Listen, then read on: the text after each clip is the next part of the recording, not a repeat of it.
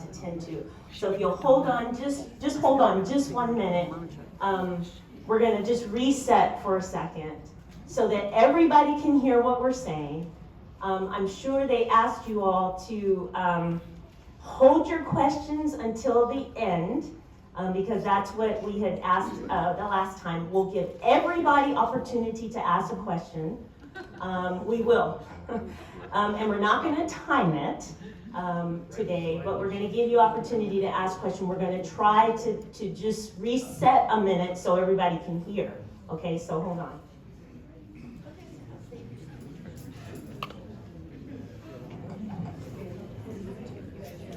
Supervisor Sylvia Reyes, and she's going to have a few words, and then I'm going to come back and we're going to reset, start over so you guys can hear. You can write questions down, and we're going to try to move through this quickly, not too fast, right? Because there's a lot of information. But I'll turn it over to Supervisor. Good morning, everyone. Can everyone hear me? Yes. Wonderful. Sometimes I'm not soft-spoken, and certainly my children would agree with that. I have 2 kiddos. I represent your district. I've been a supervisor this is my 3rd year, ending on my 3rd year, and happy to be here. I represent, I live in Evergreen, born and raised in San Jose, and so I represent from south side of San Jose all the way down to Gilroy. And really I'm here to welcome you.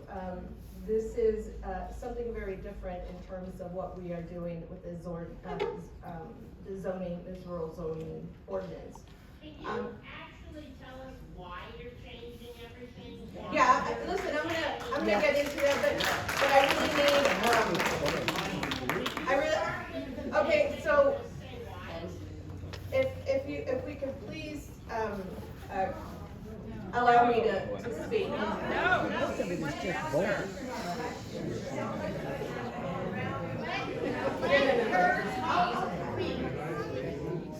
All right, so let me get to the heart of what I'm going to say.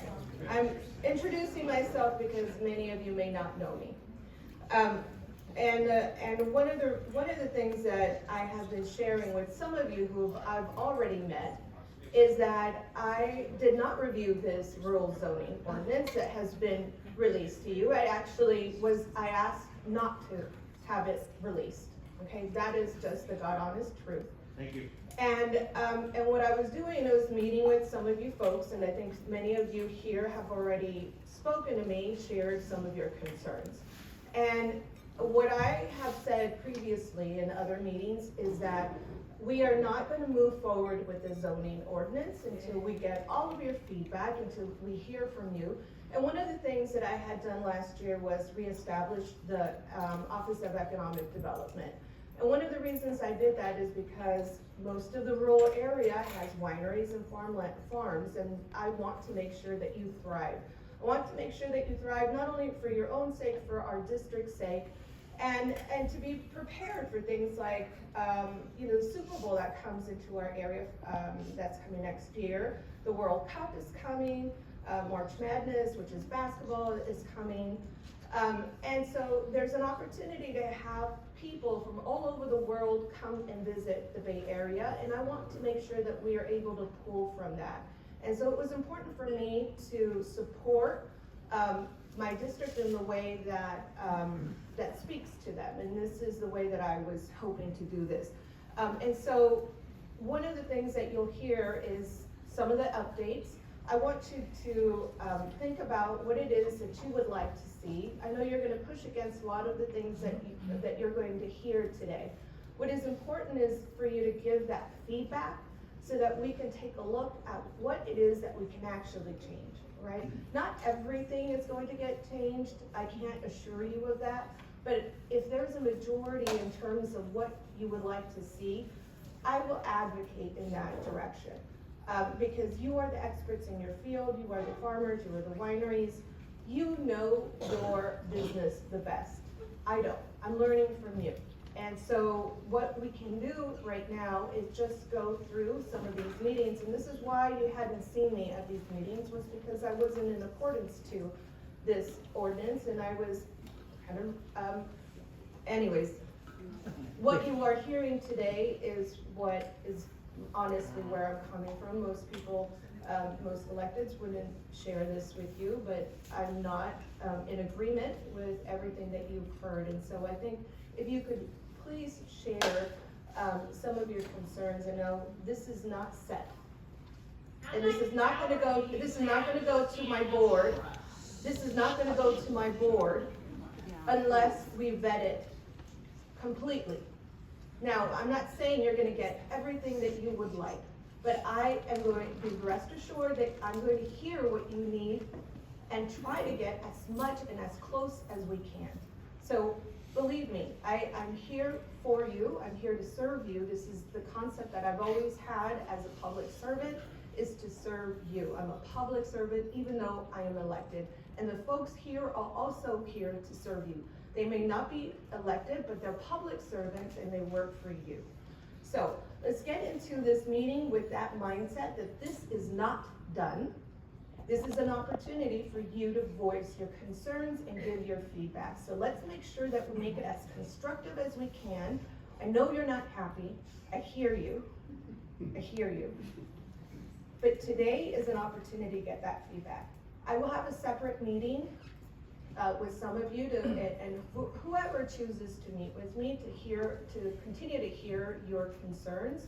I just wanted to make sure that I got this message to you before you continue on, because I think it's important for me to say that this is not done, this is not going to move forward unless we work with all of you to hear your feedback. And so I'm not going to take any questions because I don't want to distract too much from what you're hearing today. I want you to get the information, to think about what actually works for you, to have some collective conversations among yourselves, to maybe come to a point of agreement, give us that feedback, and so that we can continue to move forward and shape this in a way that works for this district. All right, thank you, everyone.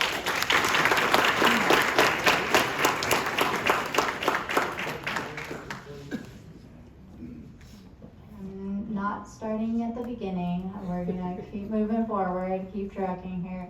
But I am gonna introduce some of the information from the comparison tables that we have online.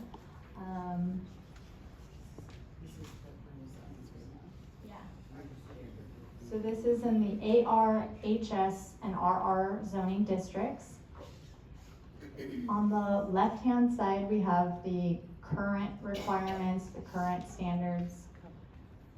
So ag processing is a land use that's allowed right now. So small scale, you can do up to 2,400 covered square feet. No land use entitlement is required for that. For ag processing, medium scale, it's between 2,400 and 10,000 square feet of covered square footage, and that requires architecture and site approval. Ag processing large scale, more than 10,000 square feet, is a use permit currently. Other ag structures are exempt from any sort of requirements in terms of size. We're gonna pause here for just a second. This is the existing,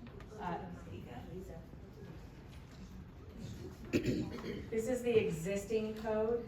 So these are the requirements today, and what we wanna highlight and illustrate is what the changes are, which we believe is a gain. It's a gain in efficiency and a gain in allowance. So this is existing. I'm gonna move this over, and Aaron will continue to what's proposed. So with the proposed changes, we would apply that 10,000 square foot cumulative building site coverage, and that would apply to structures that are associated with the ag, sales, and events as well. That does count. Otherwise, all ag structures don't count toward that 10,000 square foot cap. So I just want to make that clear. So for ag, sales, and events, you'll see it's similar structure. So for limited tier It's up to 2,400 square feet. You would apply for a planning clearance, which is again that ministerial review. For ag sales and events general, the larger tier, for more than 2,400 square feet of development that's associated with ag sales and events, you would apply for a use permit. For ag processing, up to 10,000 square feet falls into the limited tier. You would apply for planning clearance, that ministerial review. For more than 10,000 square feet that's dedicated to processing, you would apply for a use permit for that general tier. Small offices that are ancillary to on-site ag are also allowed up to 2,400 square feet. No land use entitlement is required for that in addition. So again, this was for size limitations for agricultural structures. So what Aaron noted is there is an introduction of a 10,000 square foot cap for building site coverage, which are footprints, but for ag-related structures, with the exception of structures that are dedicated to sales and events, they do not count against that 10,000 square feet. Okay, so that is a gain for the ag community. And we went over previously in the slide the sales and events. So they're proposing what is not allowed right now are sales and events in exclusive ag or any of the rural zones without a more strenuous permit for the public. What we're doing is introducing the opportunity to have sales and events between sunrise and sunset essentially, which we deemed to be 7 a.m. to 7 p.m. to allow an ease for the public to remember, 7 a.m. to 7 p.m. without having to go through an ordinance and figure out what those time restrictions are. You're also allowed to have that non-ag events, and that's unlimited. You're allowed to have non-ag events now, 6 with amplified sound, 6 without amplified sound, between those hours of 7 a.m. and 7 p.m. And that's by right. So it's an over-the-counter planning clearance, okay? So that's just for the rural zones. Do we have the other? Yeah, no, you can speak. Go ahead. So, under the current provisions in the A district, what's not appearing on this table, you also have the option for ag research and labs associated with ag research. It's similar in structure, so you would apply for I think a use permit for that presently. That's still going to be allowed in the A zone as well. So that's the only thing really missing from here. I do also want to point out that in the A zone, as we're trying to encourage the vitality of the ag community there, some of these things that you're seeing that are requiring a use permit would instead require a special permit to try and make it easier for access to those types of land uses in the A zone.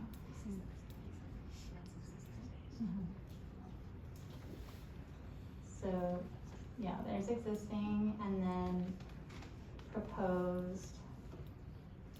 So this is where we're showing that like the ag sales and events, general tier, instead of being a use permit in the A zone, it's a special permit. General processing, general tier, special permit. Ag research, general tier, special permit. So you're either looking at in the A zone, a planning clearance or special permit. Well, remember the slide that Aaron pulled up where it showed all the purposes of the different zones that you're in. So for exclusive ag, the purpose is agriculture. And so for that reason, you see more uses that are allowed in the exclusive ag zone. For example, the ag research and laboratories. So they're a little bit more intensive and they're allowed in the ag zone. Again, the goal, I heard earlier, what's the goal of all of this? The goal is to try and make sure that we provide efficient processes available to you all, but also objective standards. And so in this instance, the county is introducing the ability to do more with more streamlined permits in the exclusive ag zone.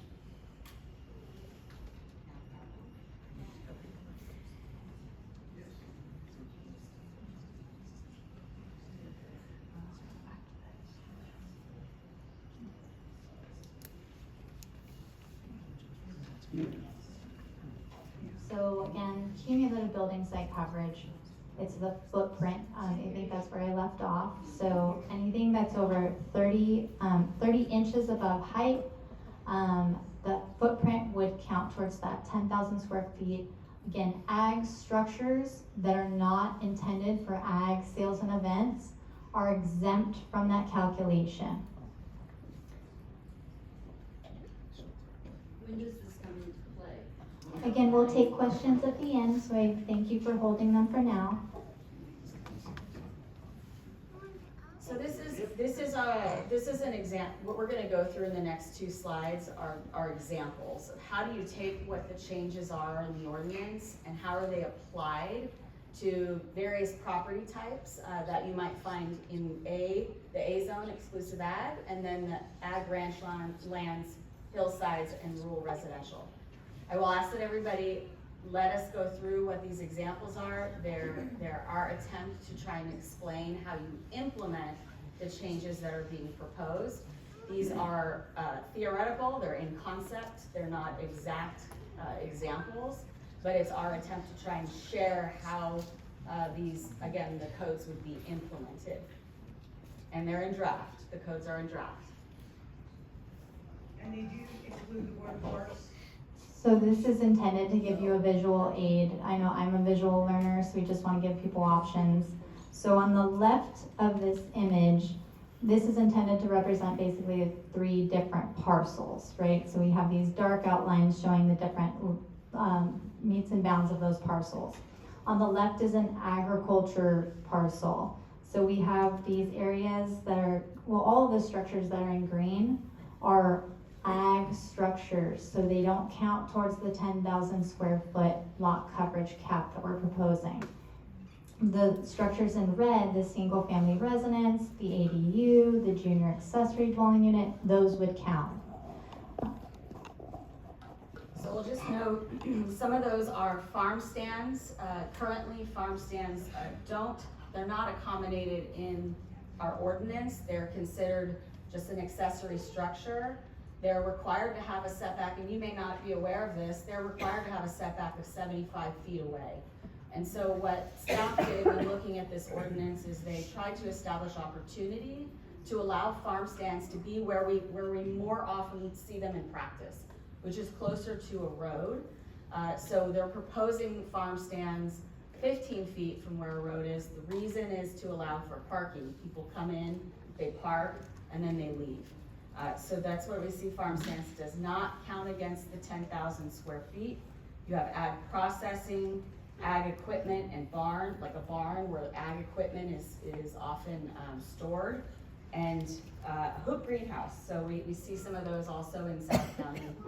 Again, then what would count towards the 10,000 square feet is whatever's not in green. So your single family residence, your ADU, and your JADU.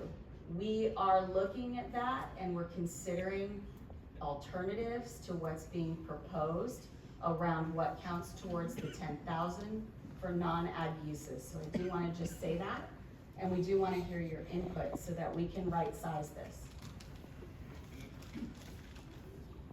So in the middle parcel, we have a typical residential scenario, a single family dwelling, ADU, JADU, and a detached garage. Those all count towards the 10,000 square foot cap as proposed. And then to the right, we have like a winery scenario with a tasting room, ag processing. Ultimately, wineries in this draft ordinance are going to become agriculture. So they will be included, and all of the things that we've just described are also going to apply to wineries. And then we see the other structures on site that would count towards the 10,000 square feet, the ADU, JADU, and the single family residence. And the hatched areas, or rather lined areas, are meant to show the representation of on-site ag on the site as well. So this is in the AR, HS, and RR district. Again, it applies in the same way, but we just want to make sure we're addressing both since we've broken down other concepts between A and then AR, HS, and RR. So again, you see all these green structures are exempt from the calculation of 10,000 square feet. those that are not green would count towards it. One point of clarification, when there's a use that's related to ag sales and events, it does count towards the 10,000 square feet, but what we're doing is considering, again, what is counting towards the 10,000 and what isn't. We wanna hear some of those exceptions. So the farm stand might count towards, 10,000 square feet, but we do wanna hear from everybody again.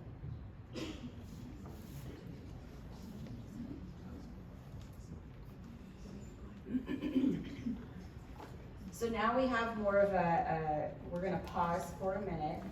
This is not about questions, that will come later, but it's more interactive. And what I wanna understand is, if there's a vacant parcel, and I'm gonna ask for three different scenarios in case anybody has a question. And so I'll just ask by raise of hands if you have a question that you wanna ask around what's allowed on a parcel in the ag zone that you'd like to ask us. So I'm only gonna take 3. I see one in the front. Before we take those questions, one thing I want to be clear, well, we see your hand. One thing I want to be clear about, these amendments are proposed not for existing uses. These are amendments proposed for new uses and expansion of existing uses. So those of you who heard me say this at the last 2 meetings, existing uses that are in compliance with our code. Why do I keep saying that? Because we know that there may be some properties that are not in compliance with our code. And so we're gonna work with those property owners relative to what's not in compliance and how to help property owners bring their properties into compliance. And what am I speaking to? We have some properties that have converted agricultural structures into different uses that from a building standpoint, they are not up to code. And so that when you have an assemblage of people and you don't have the proper rating of those buildings, we can have a dangerous situation. So in those situations, we want to work with property owners because we know that there are some properties that's happened. And so we want to work with those property owners to help them bring their properties into compliance. There were 2 questions. I just wanted to clarify that because a lot of people were thinking, how is this going to impact my property now? And if you have an existing winery or ag use that is in compliance with our code, these changes that we're proposing will not impact that. I have to keep saying that's in compliance with our code because we know that there are some properties that are not in compliance. So I just wanted to clear that. Please. I may be confused on the compliance, non-compliance, but in ag, many of us have barns, big ones, horses, well, barns.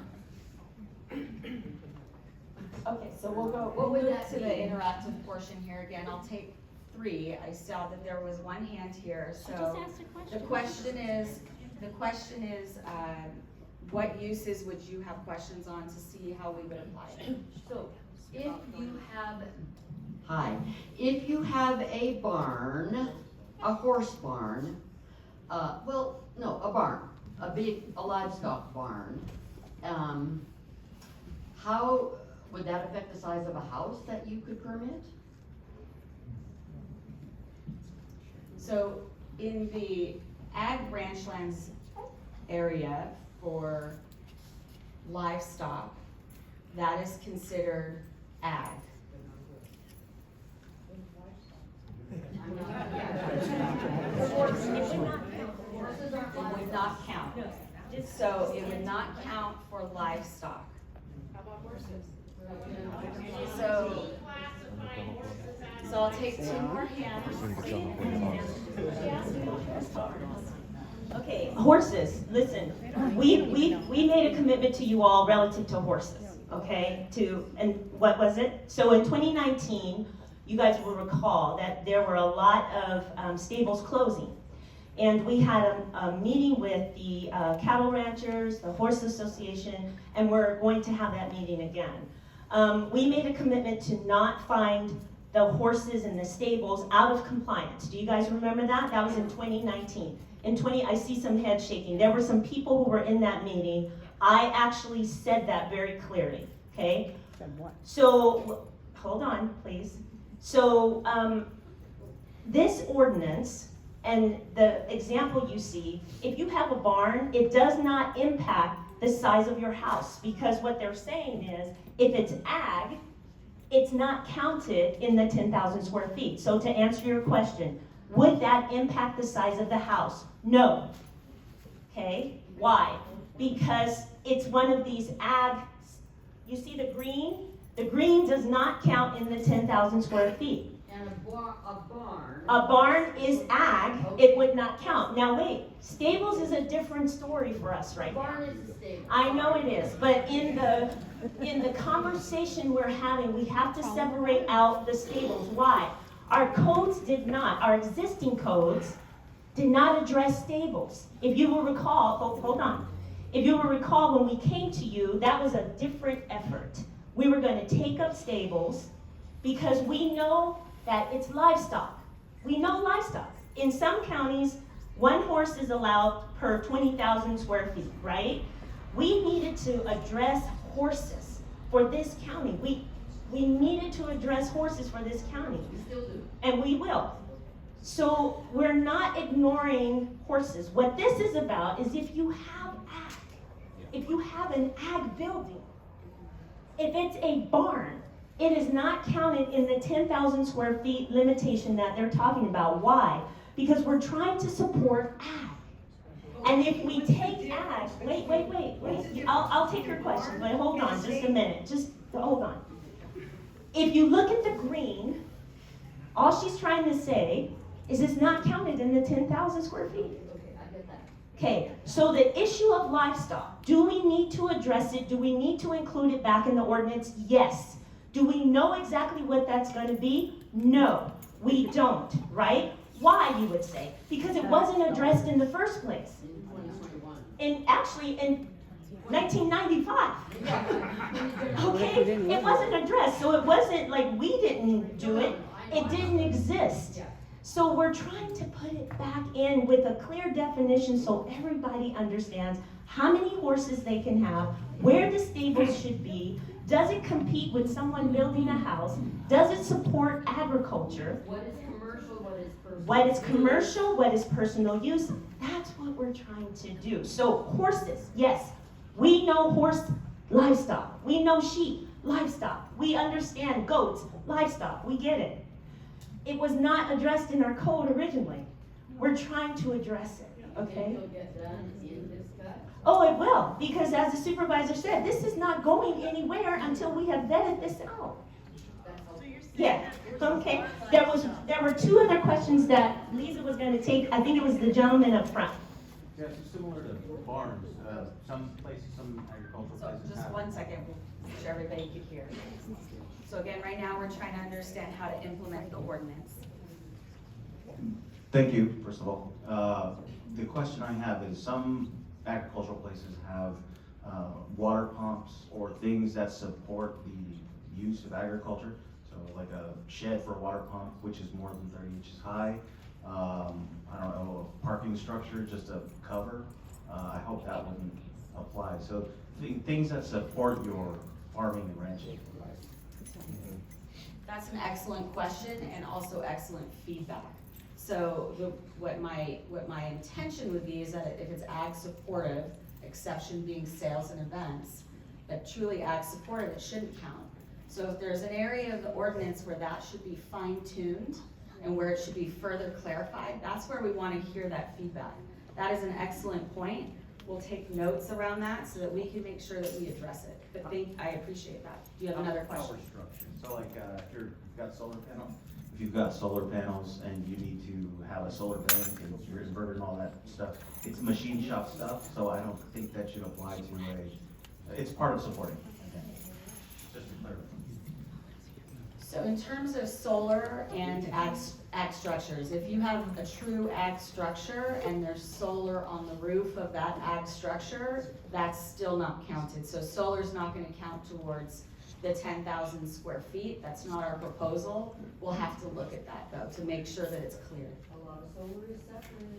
Yeah. So is there another question that, okay, come over here. Is this part helpful to do the interactive part? Okay, good. So what is the count is, like, let's say somebody having a single family residential home for 9,500 square foot, and if they're asking for an ADU, JDU later, what is county stance on that one? That's also an excellent question, and that's an area that we're looking into to consider whether or not we need to change how the ordinance is currently prepared. So, I'm sorry. So the question was, if somebody proposes a 9,500 square foot home, so a single family residence, but they want to do a JADU or an ADU, what does that mean for the 10,000 square feet? That's an excellent question, and that's actually something that we're looking at. State law allows by right an ADU and a JADU. So we want to look very closely at how our ordinance is written and prepared to make sure that we're consistent and compliant with the state law. That's an excellent question. It is something that we're looking into already. Okay. And I have one more follow-up question. Is the restrictions limited by number of acres, or is it scale based on the acre goes up? For example, does it make a difference for a 5 acre versus 10 acre? So just a clarification, can you repeat the first part? The 10,000 square foot limit, is it fixed for every lot, or does it change for higher lot? Another excellent question, and also another area that we're looking at. Right now, the way the ordinance is prepared, it's fixed by lot. And so what we imagine many of you are wondering as well, you might have a 1 acre or 2 acre parcel, and another person might have a 20 acre parcel, and another person might have a 100 acre parcel. How is that equal to allow the 10,000 across all? We're looking into that to see if tiers or some other approach might be more, I don't know what word I want to use right now, but better received and equitable. So that is an excellent question, and those are both areas that we're currently looking into and what we feel the current ordinance needs some assistance in. Thank you. I'm going to go around.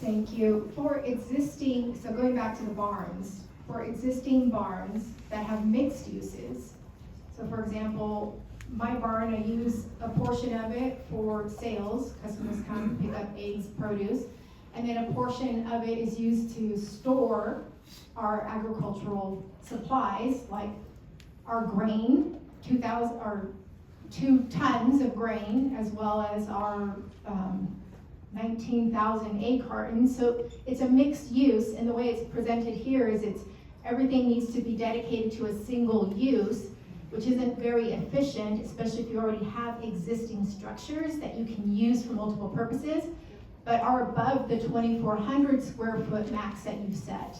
So what about those buildings? I just want to let everybody know these are absolutely excellent questions, and they help us. So that is not currently addressed, I don't believe, in our current ordinance. But the reality is, when you have a structure, you might have different uses taking place within that structure, right? So that is excellent feedback. It's something that we need to look into. If you have a structure that has multiple uses where the objective standards that are being proposed kind of get mixed up, how do we manage that? How do we look at that? How do we enforce it? And so that's another note that staff will take a note on. But I do want to speak to that a little bit, because remember, we're talking about ag. So there's a very fine line between ag and commercial. You're talking about selling eggs. And if your building that you're using was permitted for the use that you have, and it is legally permitted for ag, and that's what you're doing, not a problem. Storing hay, selling out eggs, right? But we know of some buildings that have been converted with different uses for sales of product, for assemblages of people. Those are the uses that we need to look at on a case-by-case basis, because some people bought property and started to use them in a way that is not in compliance with our code right now. It may seem like it's all ag for them, but it's not in compliance with our code. In those cases, we want to work with those owners, first of all, to educate them so that they can understand what the uses are that are allowed by the zoning ordinance that we have not changed since 1995, and then help them come into compliance with just our existing code right now. And there's a fine line, right? Because sales and storage of hay is a barn, as you had said. Assemblages of people for events and sales of other products, that's different. And so we have to look at that. Now, there are farm stands that we've been talking about, right, where they're selling produce from, you know, maybe the next door neighbor, and those are farm stands that probably already existed in some cases. But we want to work with the property owners. So we're not going to be able to give you a clear answer on an individual property and say, oh, that's fine, right? Because we know that the situations are a little different and people have a different definition of what is ag. So, go ahead, Lisa. Okay, so I'm finding this interactive portion a little bit, I'm finding it better. So I'm gonna ask a few more questions of people. Again, what type of uses, better now? Oh, good, they can hear me. I'm gonna ask a few more questions about uses and how the ordinance will be implemented. And again, your feedback is really important to us. Based upon the questions here and your statement of wanting objective coverage of this, I think you guys need a very crisp, articulable, written definition of what is defined as ag, what is defined as ag processing. Whatever your terms you're using here, you guys need to crisply define for all of us what that is. Thank you. So I will note the ordinance, we don't see it in the presentations today. The ordinance that's proposed under chapter 2, is it 1 or 2? Chapter 1 of the ordinance. There are uses within that chapter. They're in alphabetical order.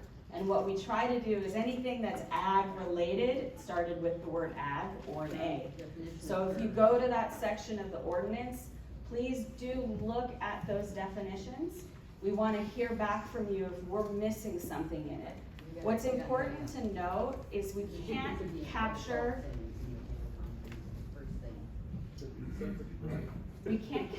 every single word that's and every single possible use, but we've tried to generalize the spirit of it. So I do ask that you guys look at that area of the ordinance and give us that feedback. I have to interrupt. The definition of terms changes between amendment documents and the original code. Yes. So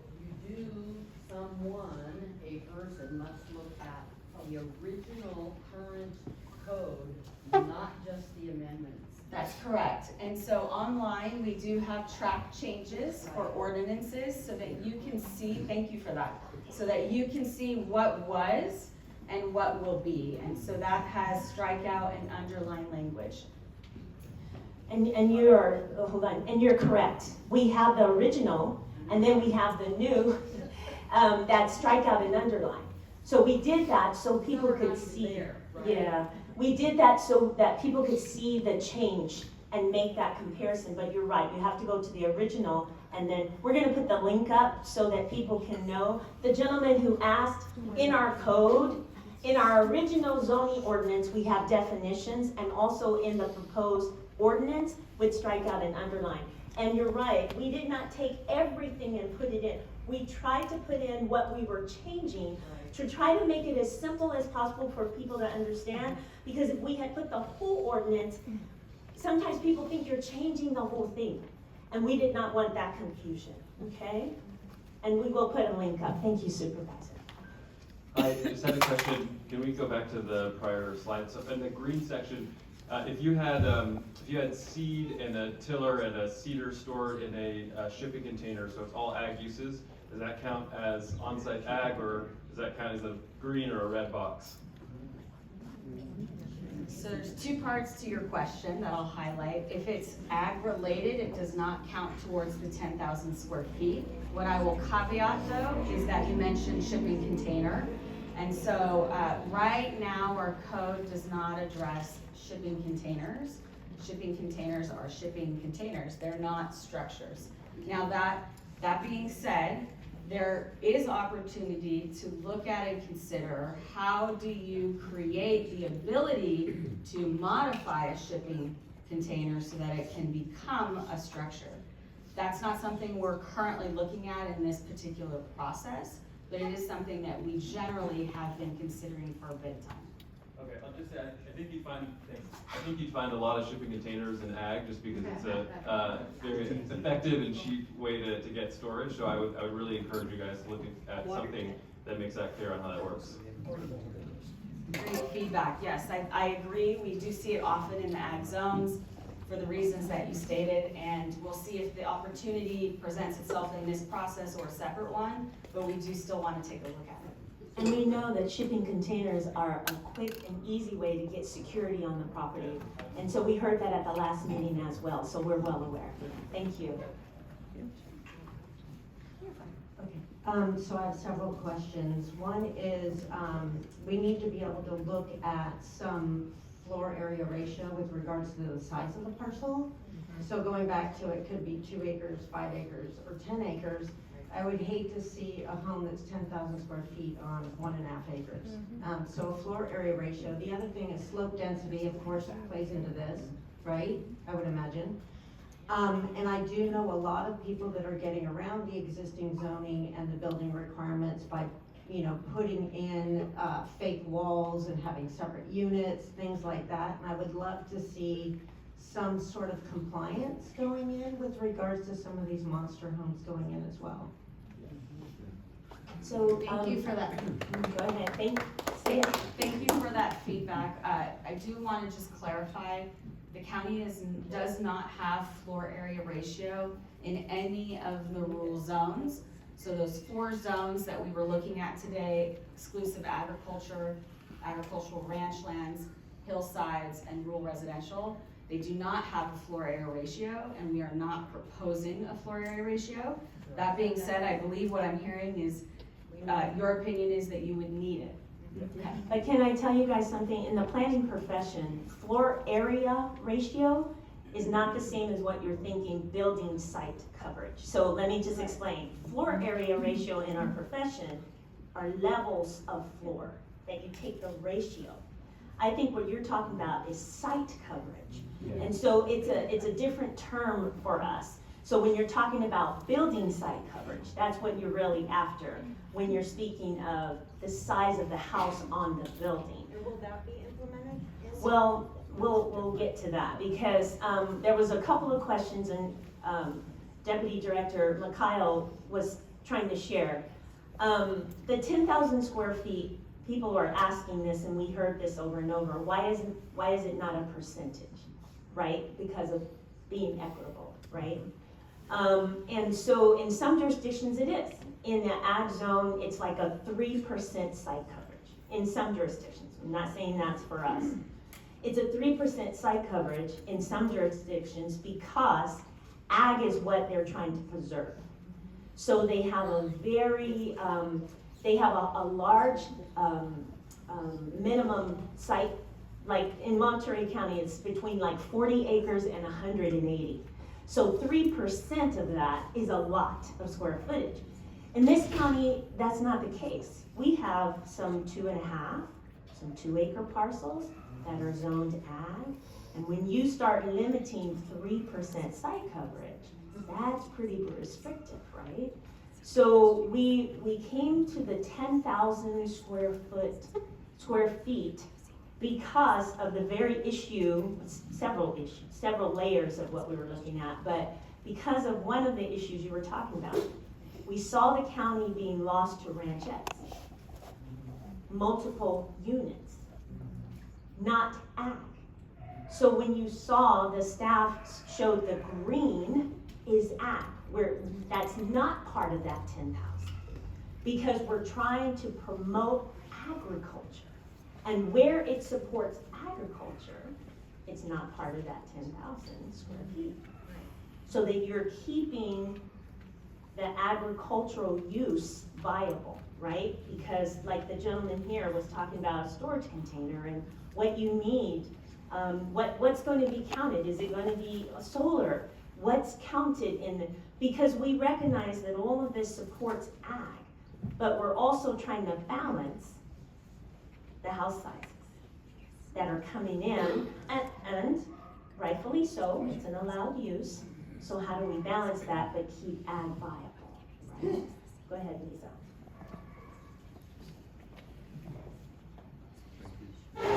So your question on the vacant parcel is, what would we like to see there? Well, what I would like to see in exclusive ag is prevent people from building a single family home unless they're proposing ag. And that should all be on a site plan. Why am I saying that? Two reasons. One, those are the people that moved from Mountain View to ag and then complained about our ag operations. Yeah. So you can have right to farm, all that, it doesn't matter. You'll get the calls and you'll need to respond. And then you'll come to our properties and say, oh, what's this fence? It's too high. Okay, number two, what we see, and it just happened around the corner by the grass farm on Palm, big honking house, and in the back, contractor storage yard. Is that what you guys want? Because that's what we're seeing.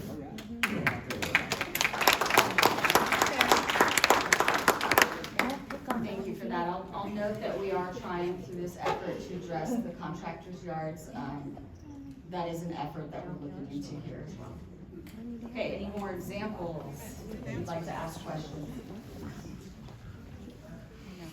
I'd just like to ask how you would classify red or green a 20,000 square foot riding arena covered.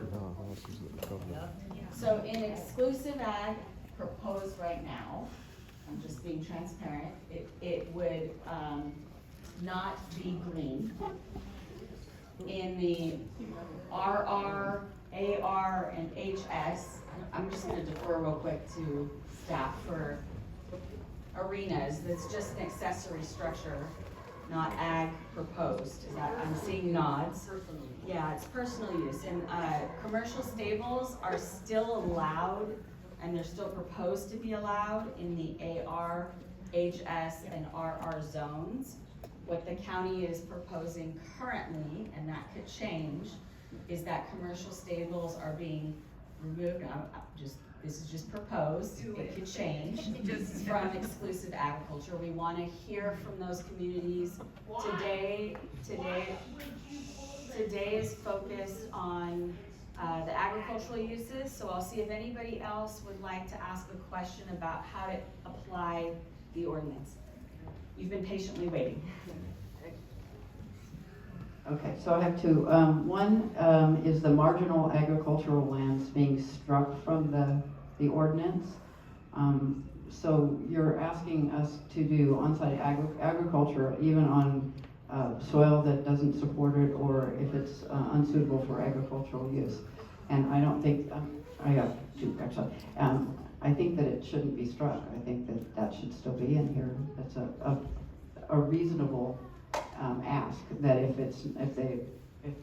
on-site agriculture isn't possible, what do you want us to do with that?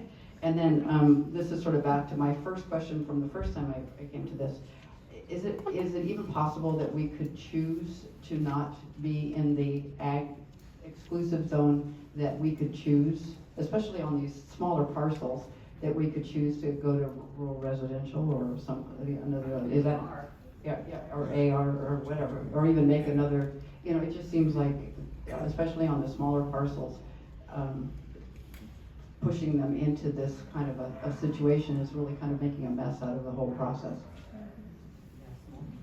Thank you for that. In terms of, can somebody choose which zone they're in? I'm just gonna be transparent. It doesn't work that way. You can't go in and select which zone you wish to be. The way that land use occurs is they look at generally what is the type of development in a certain area, what are the standards, permit processes available, how are they compatible with other uses that are allowed in those zones. For example, you might find an area in a community where there's a lot of industrial uses. We wouldn't mix into those industrial uses typically, a lot of residential.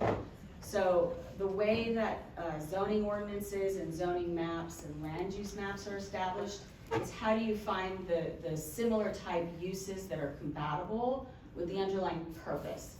So at the beginning of our presentation, we illustrated the purposes of those zones. That is very, very important. That ties into and feeds into the zoning map as well. That being said, anybody does have the right to apply, to ask to be considered in a different zone.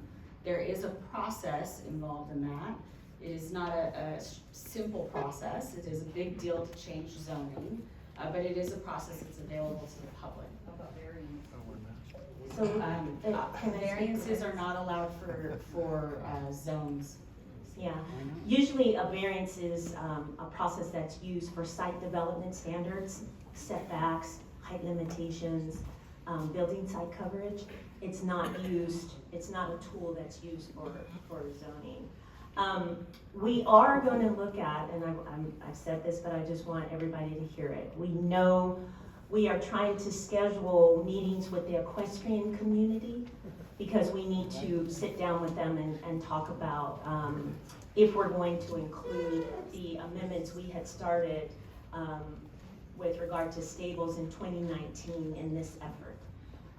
Because we made a commitment to that community when we met with them. And so we hear you all relative to the stables.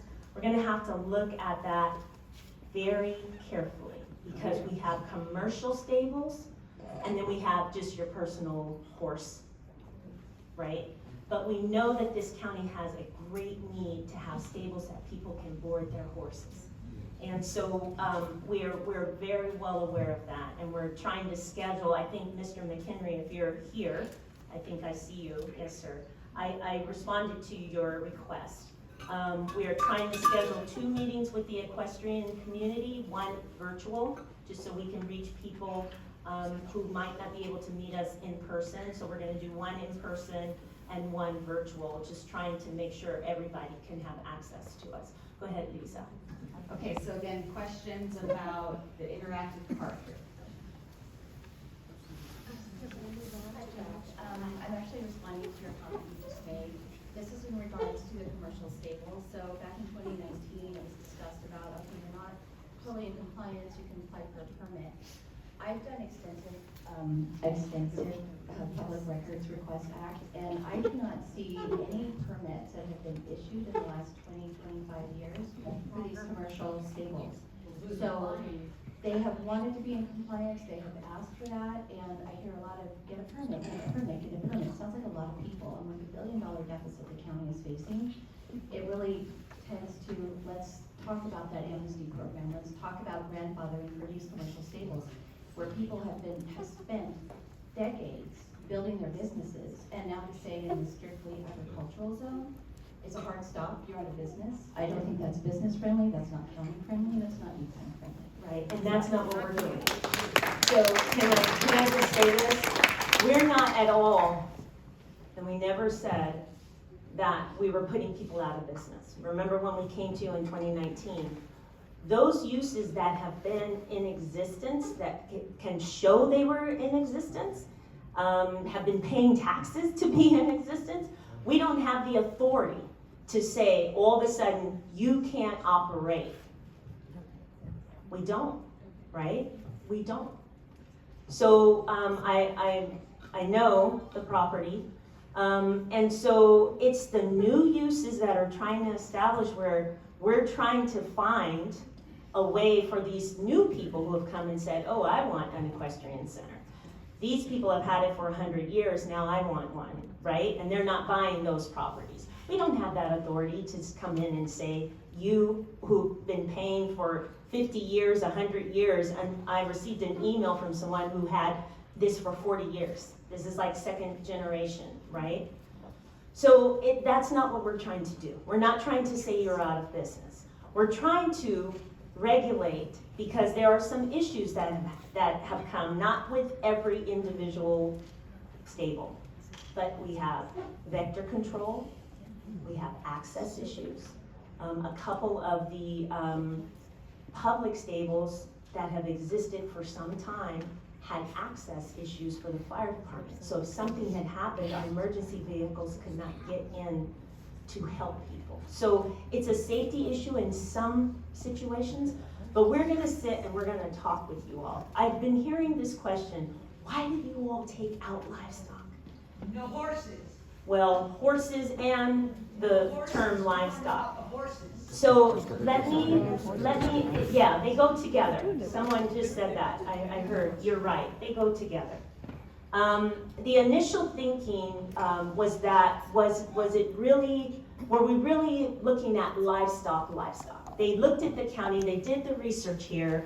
While we have some cattle ranchers in the back area, they're still doing cattle ranching. We know that the horses, hold on please, hold on. We know that the horses are important for this rural area. And so we are going to include them back in as livestock. But we have to be careful as to how we do that. We have to be careful as to how we do that. And we have to be very mindful, very careful with how we incorporate them. And so we are looking to incorporate them back into this amendment, but we have to be mindful as to how we do that. There was another question. Lisa, where are you? Okay. So this lovely lady has been patiently waiting for some time. Thanks. I'm going back to that vacant parcel idea, and if it's zone ag, there must be ag on it, at least 6% ag, is that correct? And so the question, 60% ag? Okay, I'm wondering if you could show me back that slide that said all the uses that are prohibited now on ag zoning, just so that I can take a picture of it. Proposed. Okay, proposed. So just a point of clarification, it's currently proposed as 6 acres or 60%. It's currently proposed as 6 acres or 60%. That is a number that is proposed. It can go up, down, be modified. We're looking for feedback. Yeah, I have a question about the Office of Economic Development here. Whose development is this office for? The county to make money, or? Yes. I mean, why would it get started in the Yes. first place? What's the goal, really? Thank you. Thank you. That's what I was I gonna ask. established the Office of Economic Development mainly for this industry because I recognize that the county doesn't have any oversight in the city limits. That's for the cities to take care of, and so this industry needs support, and this is one of the things that we've been working on since last year, hiring somebody in on underneath that Office of Economic Development. We're really close to that.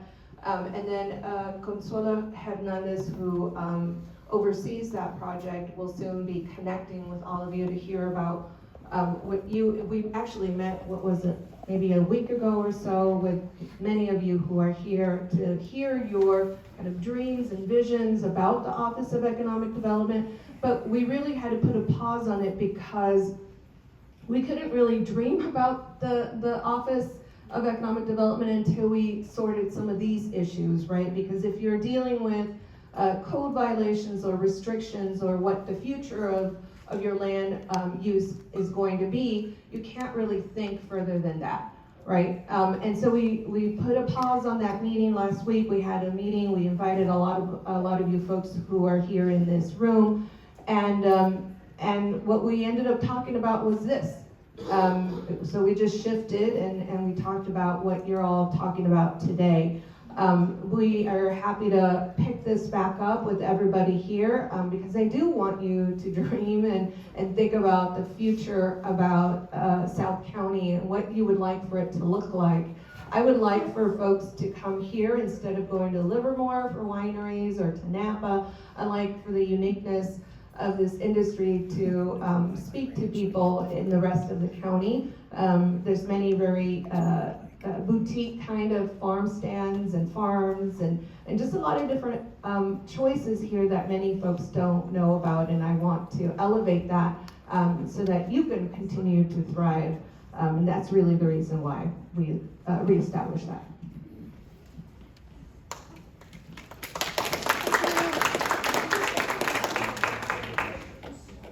Okay, coming around this way, another patient person. So in looking at this proposal and discussing it with other professionals in the industry, it turns out what you're proposing is very similar to something Alameda County has recently done. Looking very similar. So that said, Alameda County has already worked with professionals in the industry and the Cattlemen's Association, the International Horsemen's Association. They heard from a lot of folks, and I'm assuming that if we don't update this, we're gonna hear from those same folks. So I'm gonna ask maybe you reach out to your counterparts over in the Alameda County and look at what they've done, and they're a little further along in the process. And understand, you're probably gonna hear from the rest of the folks as well. Bravo. Bravo.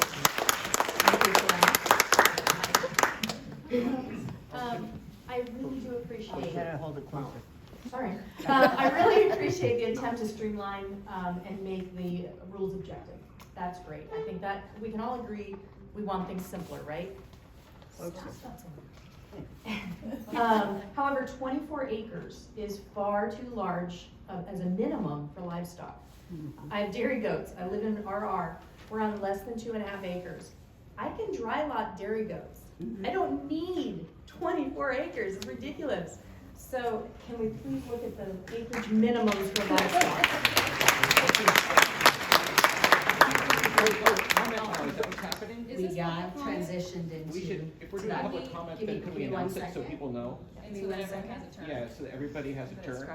I'm still gonna respond to questions and Okay. examples that people have. It's We just will it's- have more time. It's just, I do wanna note that we have heard through this process that, for example, goat farming is very, very different in terms of livestock, and that the 24 acre limitation that's proposed is a little too restrictive. And so we're, again, hearing from everybody is really, really important. You can reach out to us to explain sort of how the process works for you and on your property and in your operation. You can put that in writing as well so that we can see it and really absorb it so that we understand it. And I appreciate that a lot. Thank you. Before we go to the next question, I did want to respond to one of the ladies about the use permit. The use permit, the county process for the use permit is very cumbersome. It really is. And so you were saying, you know, I did my research, I haven't seen anyone apply for a use permit. It is a very cumbersome permit. That is why you will see, we were talking about a special permit or a planning clearance. Planning clearance is a permit that's, well, it's not really a permit, it's a ministerial process that we issue right over the counter. The special permit is a permit that would go before the zoning administrator. What we were trying to do was simplify the process so that you were not needing to go to the planning commission, right? Because once you get to a level of planning commission, that's a whole complicated, so we were really trying to simplify the process. For these, for the stables, we're gonna have a very in-depth conversation about the stables. and how to legalize the existing ones, if we're grandfathering them in.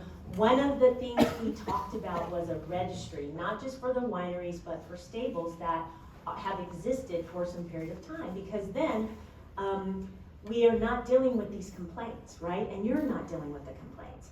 You're registered, we know you exist.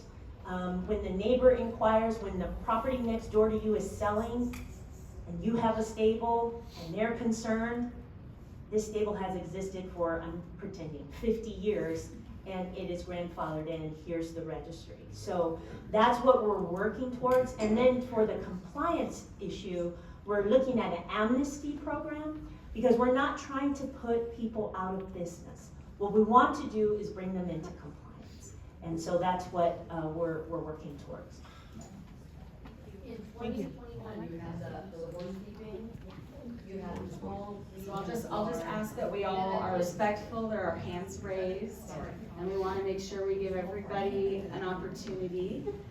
So give me 1 second here. I have two questions. One is regarding the 6 acre and 60% coverage.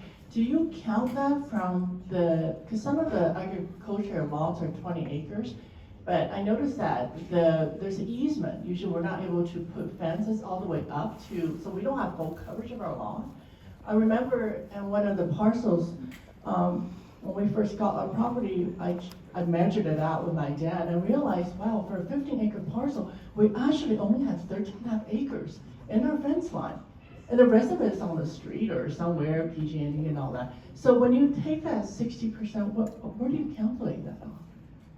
And that's one question. And the second question is, if we are allowing horses as livestock, it is 120 degrees sometimes. And if you need to train your horses, you expect them to run in the sun at 120 degrees? I mean, I don't think they'll do very well. And so if you're allowing horses as livestock, isn't arena part of raising horses? And cover arena, is necessary. And this heat, we're not at Alameda County. And so why is this excluded? And also in addition, if we have existing arena that have actually, because of use, it's old, and we need to probably, part of the roof have collapsed and we need to fix that. What's going to happen to our arena? Are you going to tell us cut it off, or it's too big, or what's going to happen? I mean, Thank you. So a couple things, I'll see if I recall all the questions, but in terms of how the 60% or the 6 acres is calculated, it's currently proposed as continuous agriculture, like the area is contiguous and continuous. We're looking at that because I believe I may have even spoke with you the other evening. I'm not 100% certain, but somebody spoke with me about the fact that it might not be, you might have different sections and areas with different agriculture, and how do you calculate that? And that's something that we need to look at. In terms, again, of the stables, the way that the current ordinance is presented, and written is about commercial stables. Those are those large stables that you might find, which are great. They're excellent, we like them. They have events, they have, all these events that happen, they have training that happens a lot, which is a little different than if you have your home and you still have people that you train and you keep horses on the property. Our ordinance right now doesn't allow you to store or house, store's not the right word, to accommodate other people's horses on your property, and we don't think that that's proper. So we're looking at improvements in that area as well.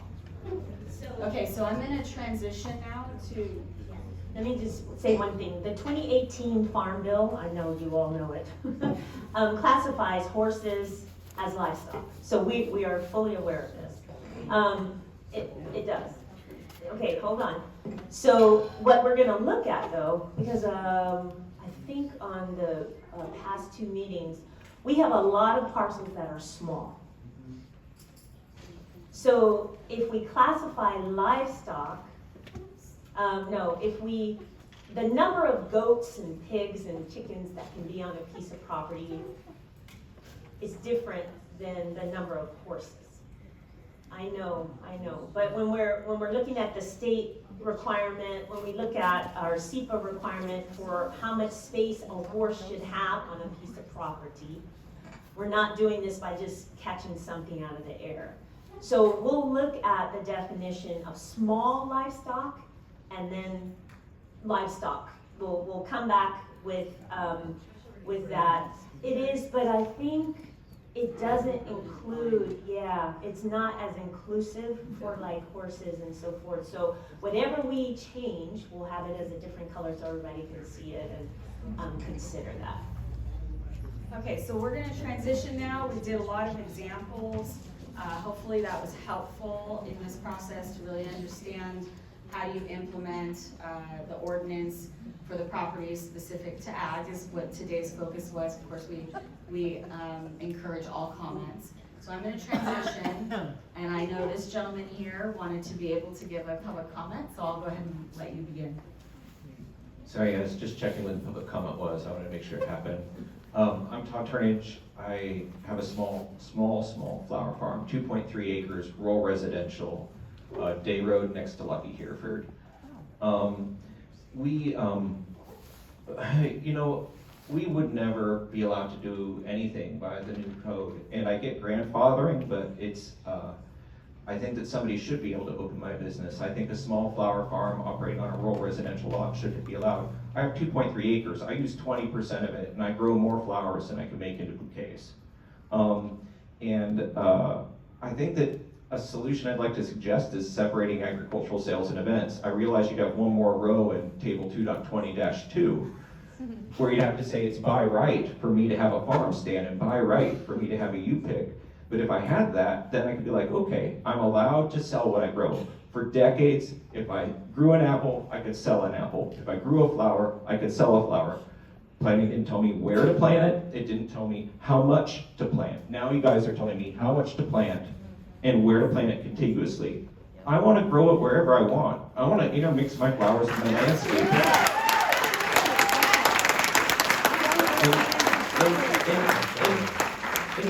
I'm good enough for the farmer's market. The certified farmer's market comes over, they look at my land, they say, you're growing what you're selling.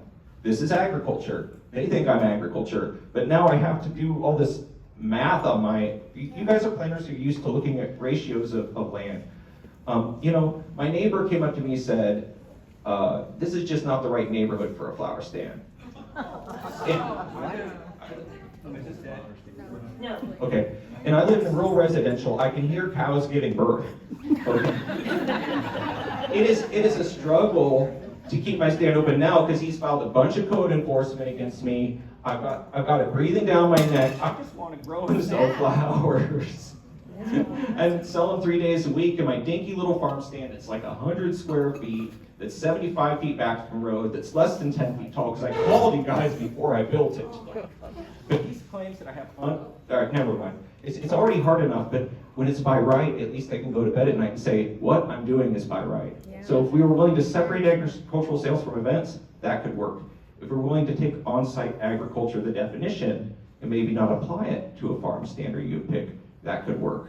If we were willing to take on-site agriculture and make it so that maybe it was easier to achieve for somebody who doesn't want to devote their whole property to farming, because it's just the two of us, we can only pick so much. And we don't need to pick that much because flowers are intensive. We spend a lot of time looking up rose diseases, honestly. And so like rose rosette disease, that's the thing, you have to shovel prune something, and all right, I think I've kind of made my point. Yeah, Can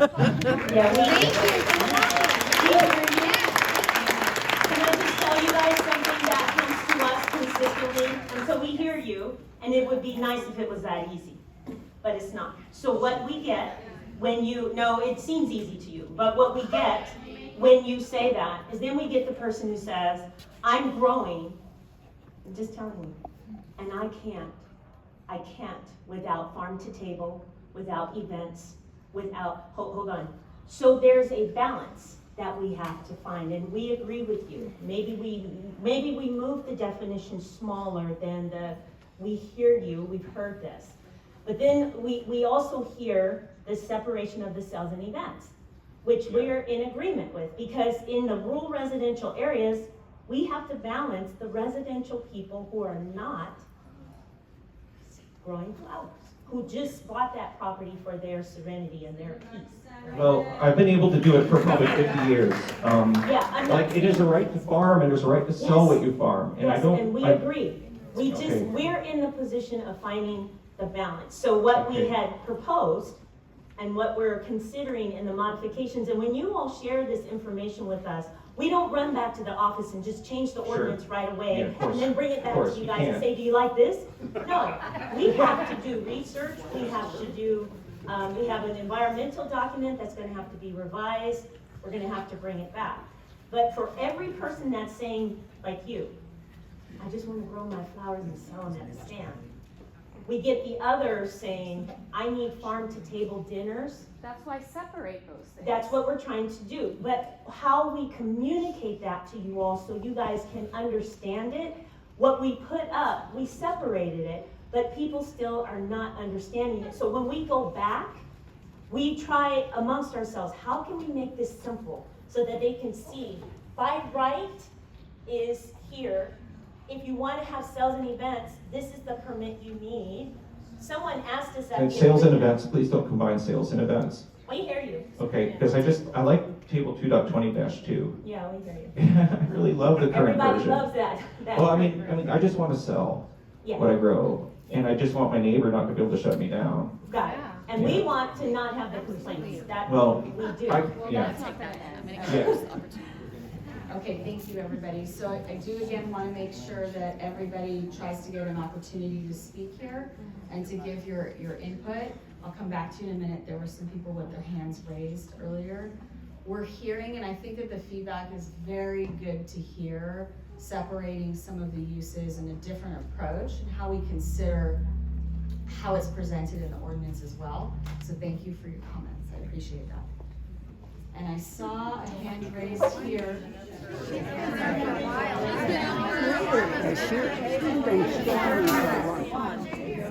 Okay, I'm just going to speak. I have prepared a financial impact statement that's going to the county.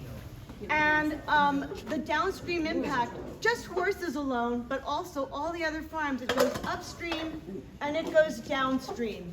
So it's not only tax revenue, you're thinking sales tax, property tax, use tax, all those things go to the county. Every single one of our properties, every single one of us, whether you're a horse farmer, a flower farmer, a sheep farmer, a goat farmer, a chicken farmer, we're paying tax to the county.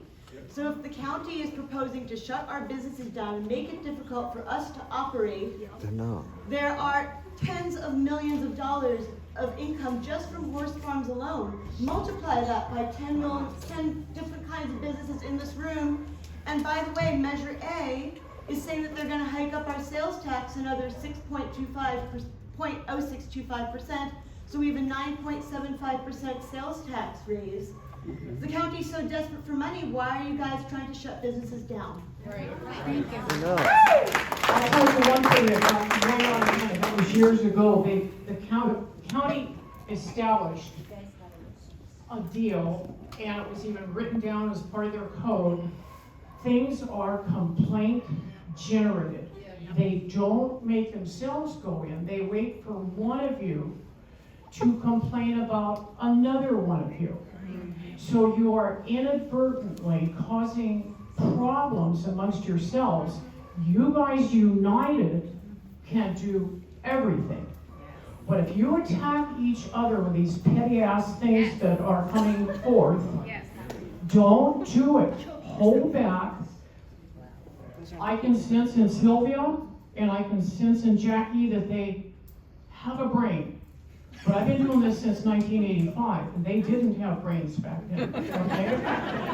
So if we're gonna make this work, we're all gonna kind of back off about complaining about each other. Just shut up and get along, and then we can take on the county. But when you come to one of these meetings, you bring 3 or 4 or 5 people with you. I started one back in the 90s, and I showed up with 35. The next meeting, we had 200. The following meeting, we had 500. So if you want to be heard, then you grab your friends and family and neighbors and stop criticizing them and bring them. It's not us complaining. No, there's not. No, it's every once in a while, there'll be some person who goes, well, I don't like him, so I'm gonna turn him into the county. Don't do it. Thank you. I'm gonna really quick just make sure, a reminder that we are all respectful of each other. Yes. We will not grab the microphone from others. We will be very careful. And I do want to make sure that we provide opportunity. I completely agree. Your voice is very, very important. And you can't, if you don't exercise it, we can't hear it, and we want to hear it. Lisa, there's a hand up here and a gentleman in the back with glasses on. After this, yes, her. And after, I want to say to you all, we're not trying to shut your businesses down, please. We're not. You all have heard that there have been code enforcement cases where we've come out, and I know there's conversation in the community. You guys, if you're in compliance with our code, there's no problem. Yeah. Well, just please, if you're in compliance with the code, there's no issue. If, as it was stated, we are complaint driven. If a complaint comes into the county, we have to investigate it. Now, let me just say something. Hold on, sir. Let me just say something. We are not trying to shut your businesses down. We are not trying to shut your businesses down. I hear you. We brought amendments forward to have a conversation with you. If you have an existing business that is in compliance with our code, and I'm going to keep telling you why I keep saying this. If you have an existing business that is in compliance with our code, But what if we're not? hold on. That's the problem. Hold on. So, let me just tell you all what happened. We get people who, before they buy property, they come to the planning department and they want to know what the allowed uses are. We give them the allowed uses, and then they go and they establish what they want. Not what we've told them, what they want. Then the neighbor finds that they're not in compliance, they call us. We are required to investigate. I'm just telling you how the process, I'm not saying it's right for you, I'm just telling you how the process works. So when they come to us, they say, I want to buy this parcel. They give us their parcel number, we look up the zoning, we tell them what they can do. They go and do what they want to do. Then we have a problem. Because when the neighbor calls and we inquire, and they inquire, I just want to know what the zoning is and what is allowed. We give them what's allowed. We open up a code enforcement case when we receive a complaint. I'm going to tell you guys this story because it's very real for me as a professional. We are officers of this county. Before I came here, I worked in Monterey County for 28 years. I went on a site, and I was only going on the site to look at a house that was staked.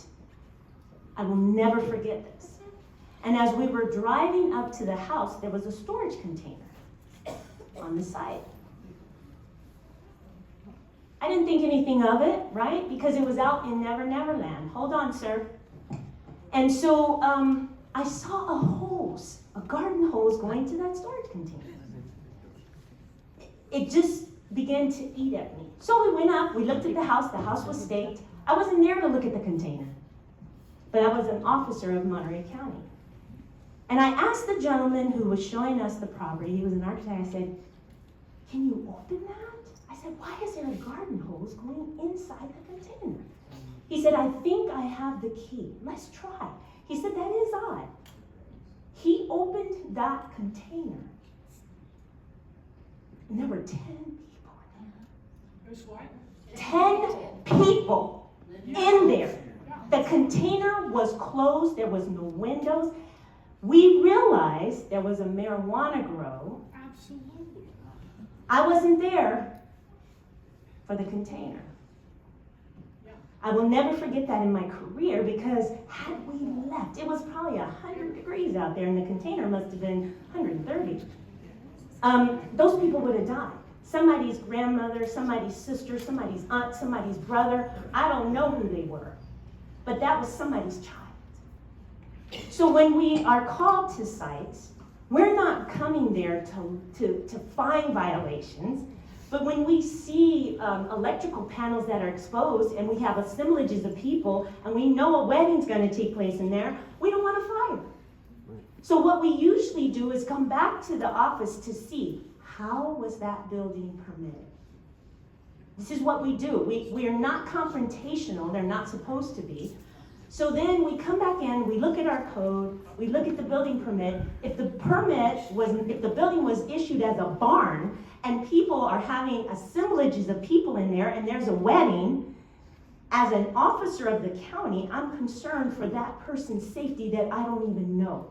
A candelabra goes down, they can't get out, there's no sprinklers, there's little kids in there.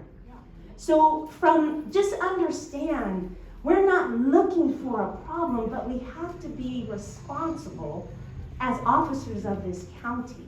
So when I spoke to you all about trying to have an amnesty program, trying to bring people into compliance, I know that structures have been converted that were not permitted for the use that they're being used for. For the average person, they are thinking nothing will ever happen.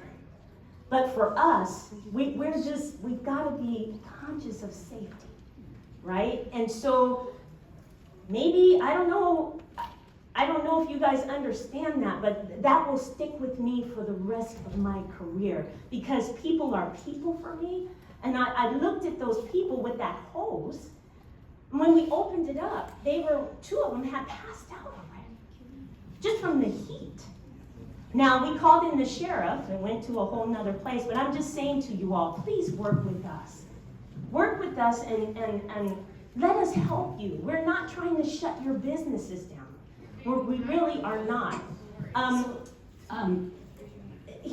The gentleman. We have somebody here with a question. I'm just gonna do a quick time check. It's almost noon. I wanna really make sure that we give everybody opportunity to speak. So I think right now, I'm gonna hand it over if you can provide your comment, and then we're gonna allow everybody, we may not respond, but we're gonna take note of what you're saying and what your proposals are. So I saw a lot of hands up, and I wanna make sure that we can get through everybody.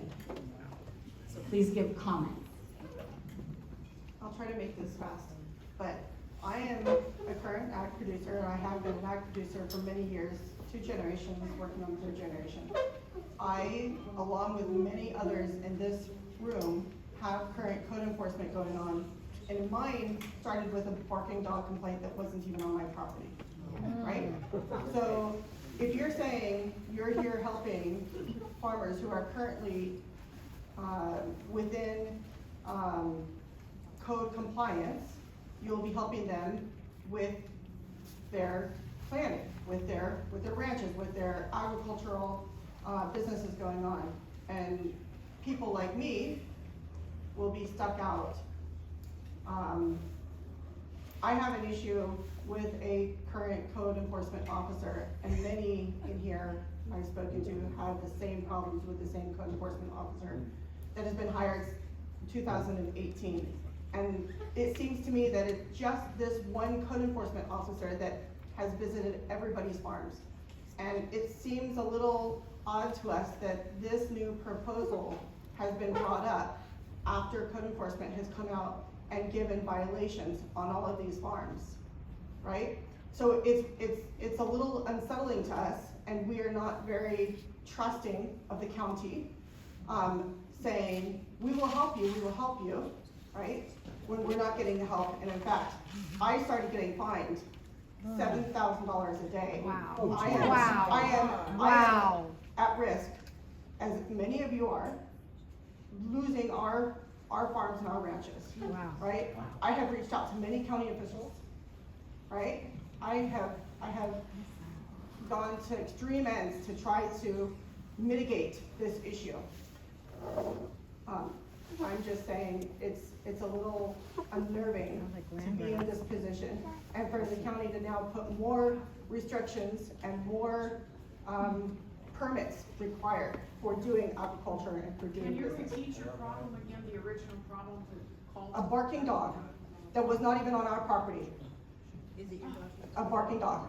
And in fact, the first time that code enforcement officer reached out to us, he said, I noticed on the satellite your farm because I was investigating a neighboring farm.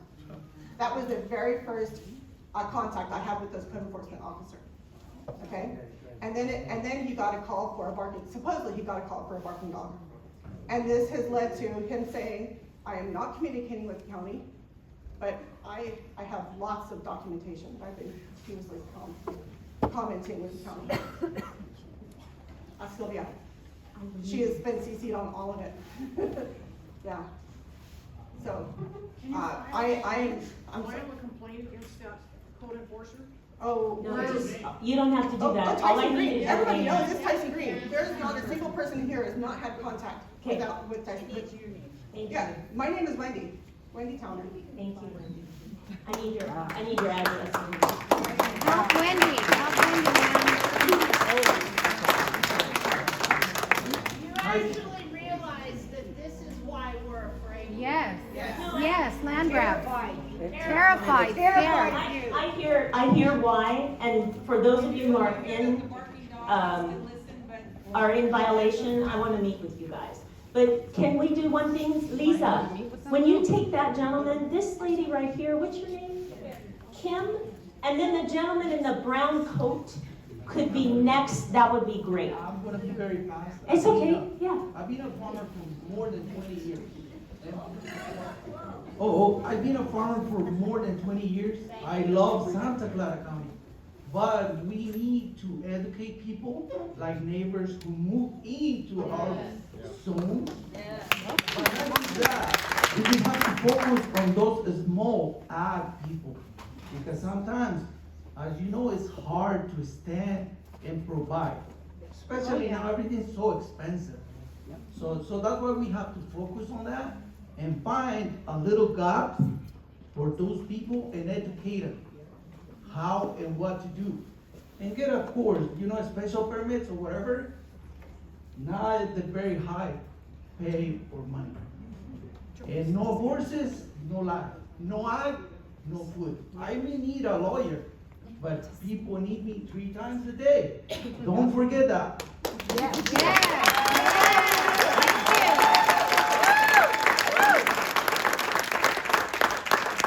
I understand there's somebody who's had their hand raised for a while.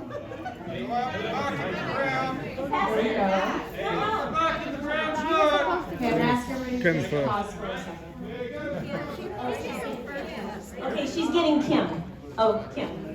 I'm just gonna go right here. I promise I will get to everybody. Please, thank you. Just trying to understand a little more of the process. So let's say the scenario is that you're in current compliance with your farm, with your agriculture, and now you'd like to expand. So at what point does it trigger needing to comply with the new code? So let's say we've got 2 acres planted on a 5-acre parcel, and now I want to put a new farm stand or maybe an ADU on the property. But now do I suddenly need to have 60% of my farm under cultivation?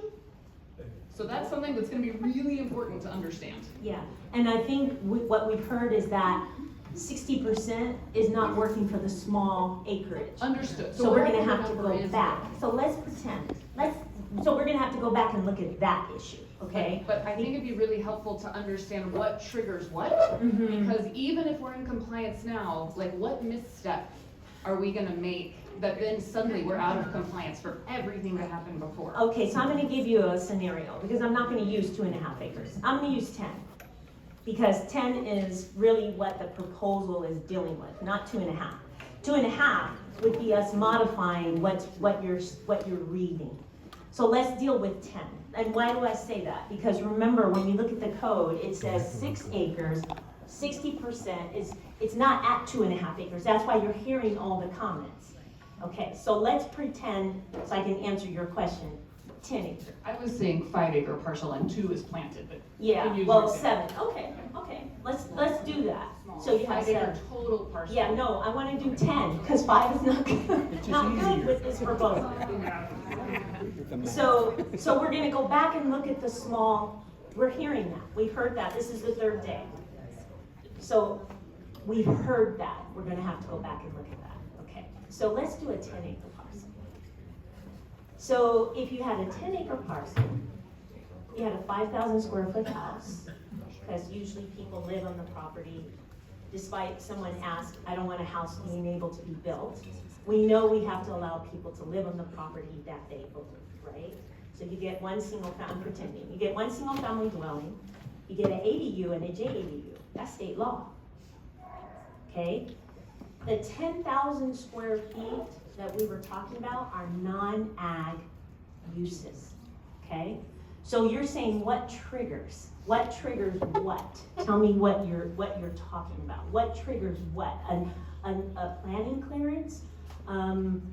What triggers What triggers a current property that's okay, that's in compliance, that's complying with the current code? At what point do the new amendments, let's just saying they went through as they were, at what point do those begin to apply to a current property? Jack. You take it. So that's a question that we're looking into, and it's a great question, and I think so many people want to know the answer to. I think what we're gonna do is make sure that we document that question so we can put in writing what that response is, so that everybody can read what that response is and come back to us with questions on that. Thank you, because Okay. I don't expect you to have an answer for it today, but Right. that's where a lot of people feel like they're gonna be put out of business. Okay. It's not necessarily that what's written is gonna affect us today, but Uh-huh. what's gonna trigger the next step where suddenly we're out of compliance and now we need to pay $20,000 for this and $50,000 Okay, for that. can I ask you something, Kim? Because as we're preparing the scenarios like Deputy Director just stated, do we need to do it for, just bear with me, for wineries? I think it applies to everybody. So we'll have to have several different scenarios. Okay, we can do that. Yeah, we'll have a question and then a response, so that it's hopefully understandable and that we can have more dialogue around it. Yeah, and we'll do the question and we'll do it where, yeah. So Can you do that guy in the back with the brown jacket? He keeps raising it. So I'm gonna try this again.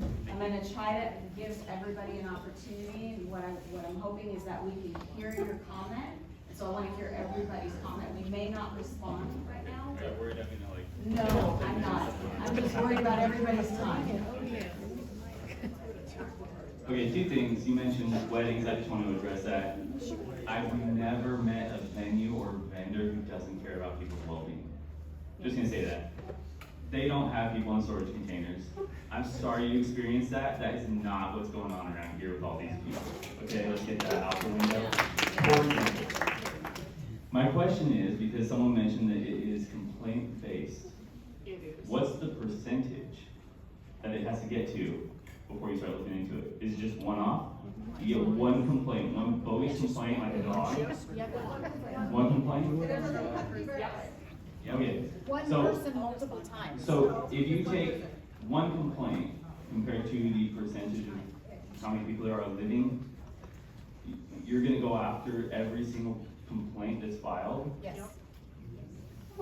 That's worthy of the budget and money being spent going after all that? Every time the same person complains, they go back again.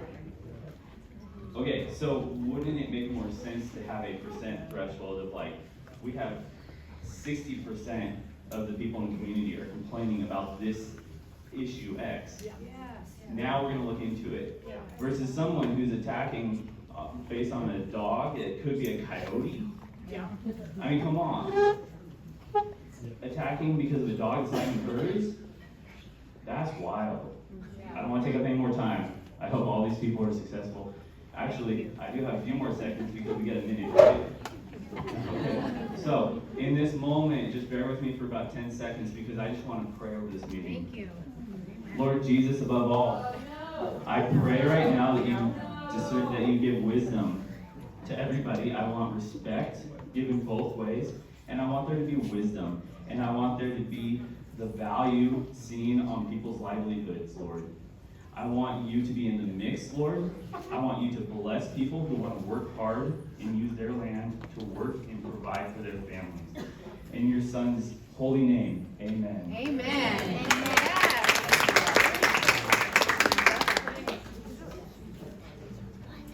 So I have a question.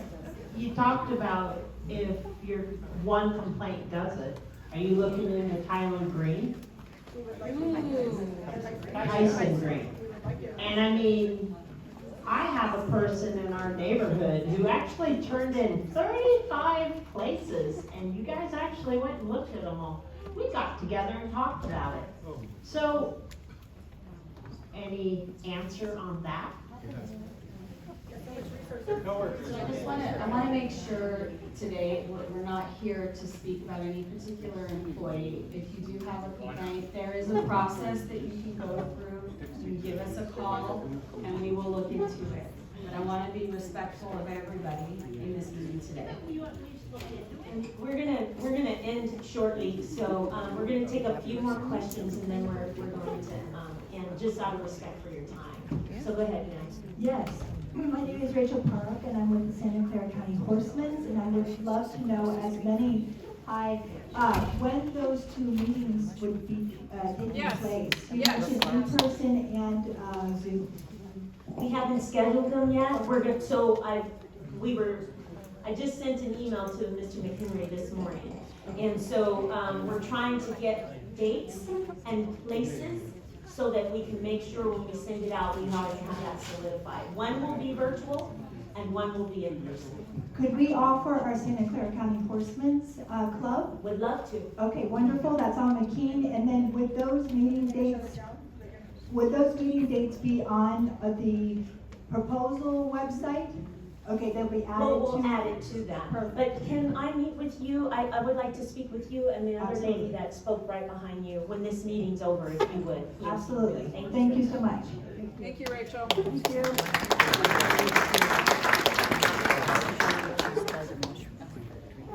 And I know you've been waiting for a while. So again, comments so we can hear them.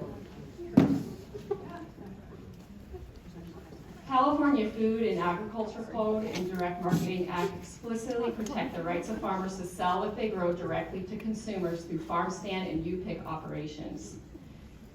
These proposed amendments are the strictest in the entire state.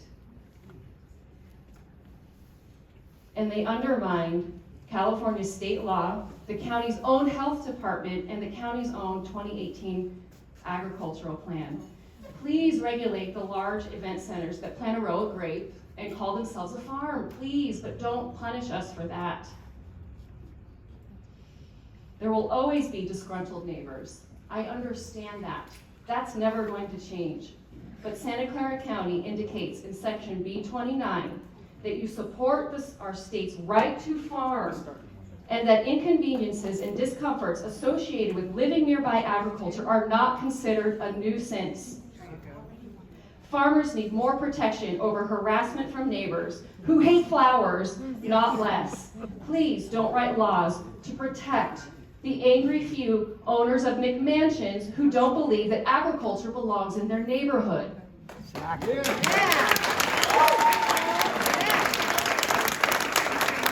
We know you say we will be grandfathered in, but that's not the point for us. South County remains the Valley of Heart's Delight. Here in South County, I'll just yell louder. We are proud of our local farm stands, entrepreneurship, and we shop local. We will defend the rights of our neighbors to start their own small farm business in South County. This is what rural character means. That's rural character. These proposed rules are a drastic change. Please consider keeping limited ag sales by right as they've always been for decades. Thank you.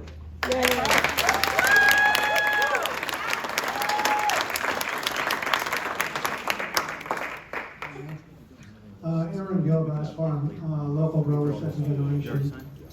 As I see South County, there's external threats as well. External threats to Ogle County and how we have our lifestyle based upon outside of country ownership.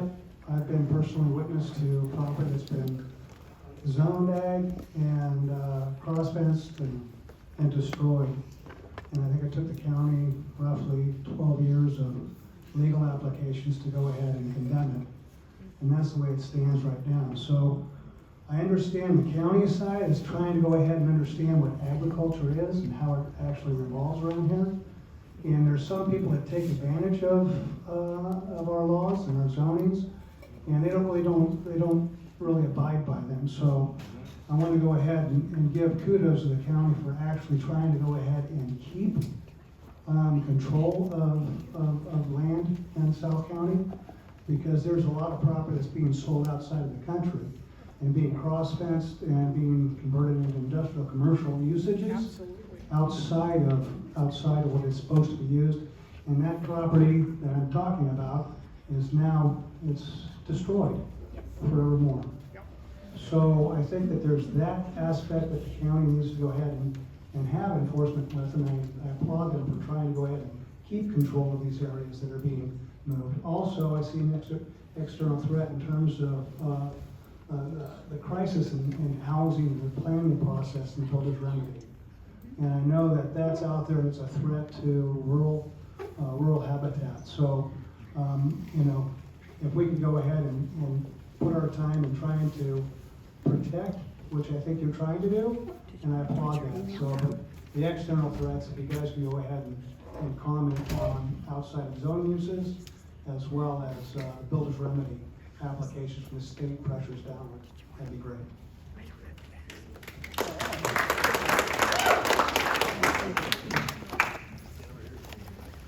So I just wanted to comment, because you say that you're trying to work with people and help bring them into compliance, and you want to have sort of a kinder, gentler approach to things. At our residence, we had a 30-year-old unpermitted barn, and we had a nasty neighbor complain. And we're working to come into compliance, but we're at the present between $50,000 and $60,000 between 5,000-gallon tanks, a road for the fire department, and a wharf hydrant, and all the other requirements that are now required just to bring a 30-year-old barn into compliance. And this is not a barn that's been used or converted for people or anything. We store some feed in it. In the winter, we bring a horse or two in to get them out of the rain. There's no danger to humans, etc. And this is what probably a lot of the people in this room are looking at, because if anybody thinks if everybody thinks everything on your property is fully permitted, you're probably in the vast minority.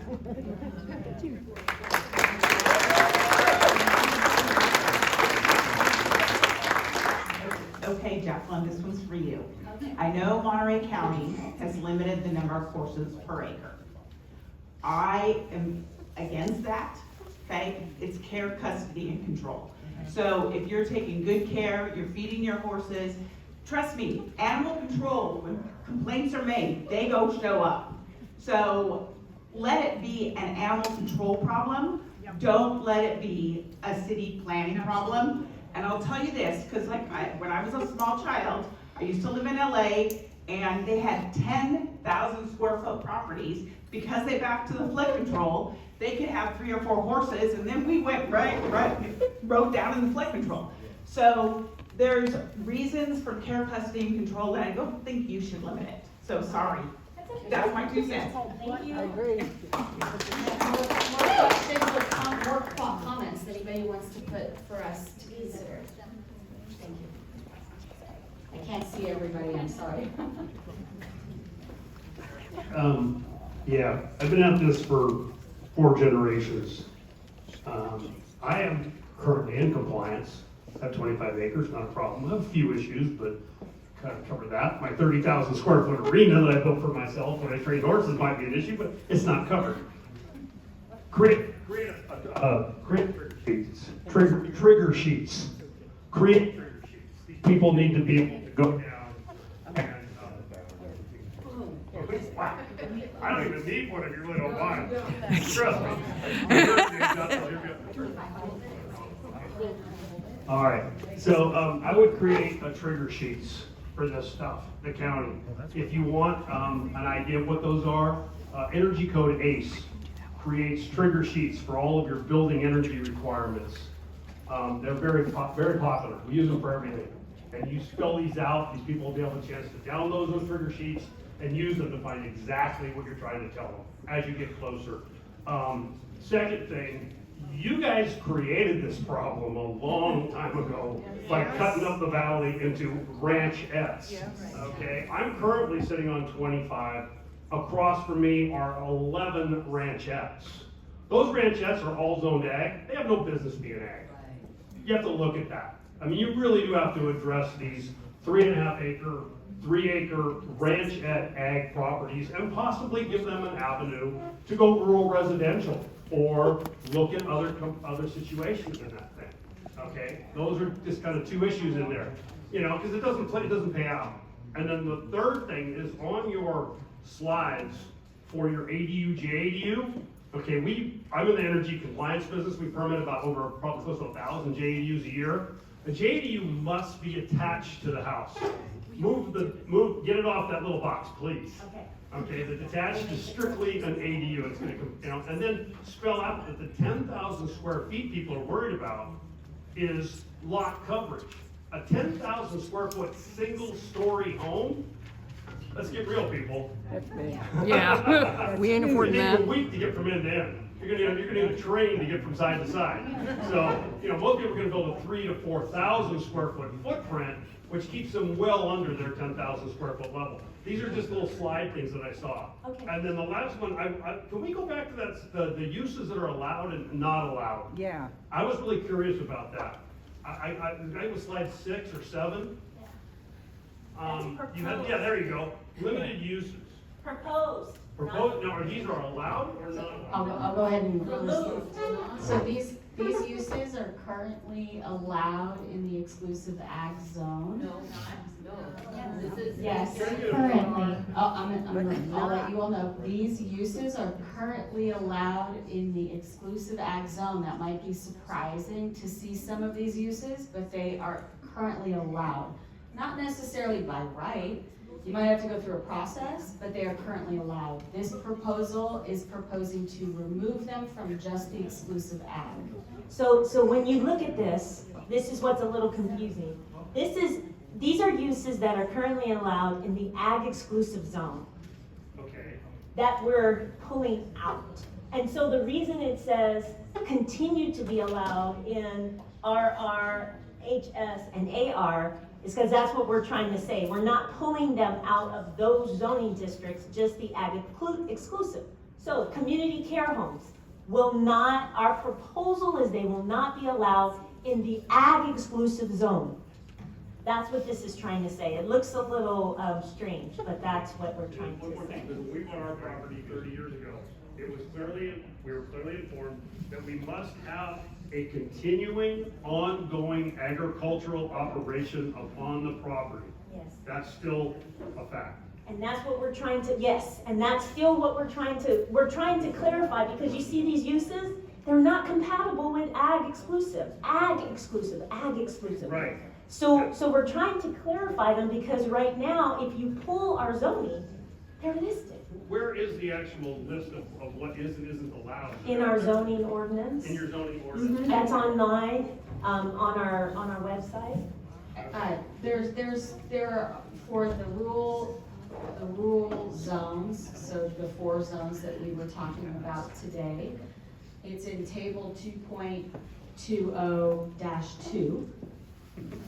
2.20-2. How do people that aren't that good on the computer get there? So the question was, how do people who maybe either don't have access to a computer or aren't as familiar with how to navigate our ordinance, You can always call Monday through Thursday and ask to speak to one of our planners on duty, and we'll definitely help walk you through that. The ordinance is the goal is to try and present it in an easily readable way, but we can certainly help walk you all through. I'm gonna make sure that everybody else has an opportunity, I'm so sorry, to speak. The map of the zones? Yeah, please. The supervisors are satellite office. Patrick. I just heard a really great question there that is, like, a lot of these are hard to solve, that's an easier to solve one. The supervisor's satellite office is in the next building over, and we can print out copies of this. The zoning ordinance is a very large thing, so it probably would be helpful to, yeah, right, I'm sorry, I'm turned around, yes, it's right there, in the other county building in the same parking lot. And You if, can do that now if we walk over? yeah.